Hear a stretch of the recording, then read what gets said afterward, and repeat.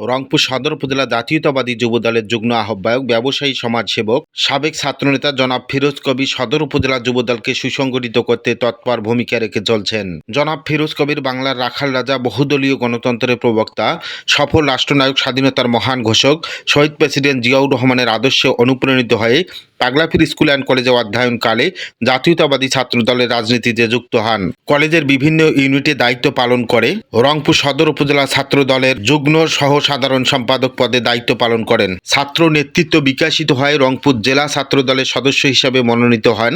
পরবর্তীতে রংপুর সদর উপজেলা যুব দলের যুগ্ম আহ্বায়ক হিসেবে মনোনীত হন। যুগ্ম আহ্বায়ক মনোনীত হওয়ার পর থেকে তিনি দলীয় মিটিং, মিছিল, সভা, সেমিনারে নিয়মিত অংশগ্রহণ করায় একজন কর্মীবান্ধব যুবনেতা হিসাবে কর্মীদের নিকটে পরিচিত ও সমাদৃত।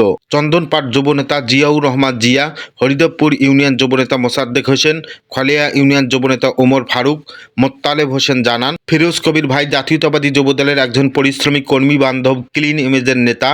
কর্মীদের আপদে বিপদ নিজের সময়, শ্রম ও সামর্থ্য অনুযায়ী তিনি সহযোগিতা করেন। ফিরোজ কবির ভাইকে আগামী দিনে যুবদলের সাংগঠনিক কার্যক্রম ত্বরান্বিত করতে রংপুর সদর উপজেলা যুবদলের সাধারণ সম্পাদক হিসেবে দেখতে চাই। যুবনেতা ফিরোজ কবির আওয়ামী ফ্যাসিস্ট সরকারের আমলে দলীয় কর্মসূচি বাস্তবায়নের কারণে জুলুম নির্যাতনের শিকার হতে হয়েছে।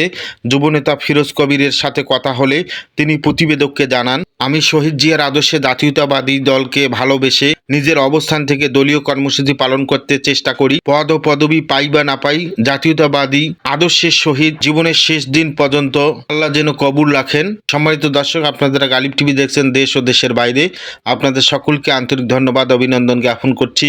জান্নাতুন নাইমের ক্যামেরায় গালিব টিভি থেকে আমি মাহফুজুর রহমান।